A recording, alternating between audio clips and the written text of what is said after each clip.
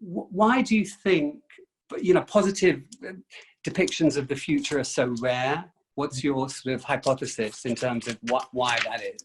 There are all these interesting sci-fi futuristic related shows coming up. Devs, there's Altered Carbon, The Expanse. All these are futuristic things, and they're all just dark as hell.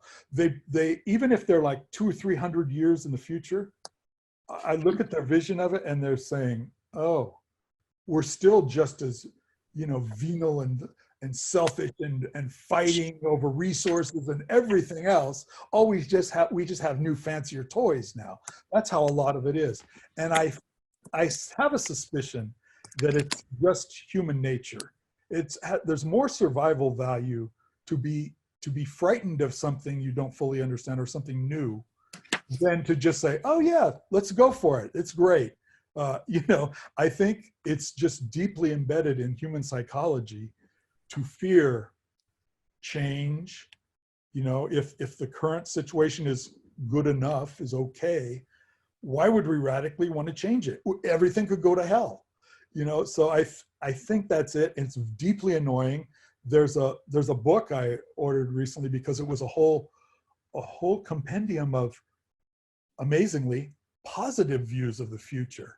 The main one I can think of that everyone knows that is stands out for its positivity is like Star Trek. There's lots of conflict and bad guys, but it's basically the message is, here we are several hundred years in the future and we made it.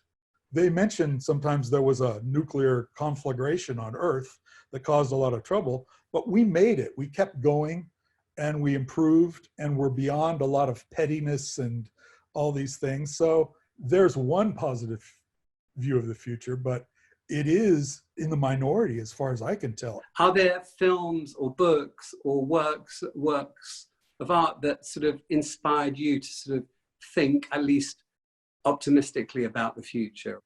Well, the first and easy answer is FM's books, obviously. He's Mr. Optimism. It's not directly related to transhumanism or futurism, but the first book that came to my mind, which was the big influence on me in a positive way when I was getting into artificial intelligence, it's actually probably the book that got me into it, which is Douglas Hofstadter's book, Gödel, Escher, Bach, right? Where he's mixing mathematical and scientific ideas with artistic music ideas and all this stuff, and viewing things from the point of view of different levels. There's levels to everything. And if you look at it on the wrong level, you're going to have a sort of an impoverished understanding of it. And so that book was really positive in that way. What sort of depictions of the future or thematically do you think are being ignored in stories? I'm not just talking about positive or negative. Well, I'll leave it to you. Maybe you have some thoughts on that.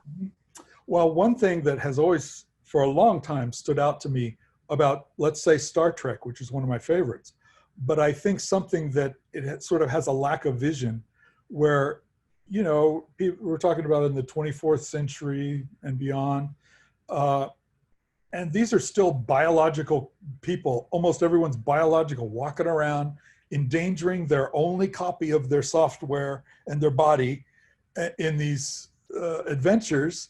And a lot of people, when they think about the future, they still see us, just us, planted in the future as we are, with and including with all our current problems of resource scarcity and all this stuff just taken with us into the future. And I think that's one of the ways that we get to these negative futures, because we take all our problems and think, oh, now we can amplify all those problems with new technology.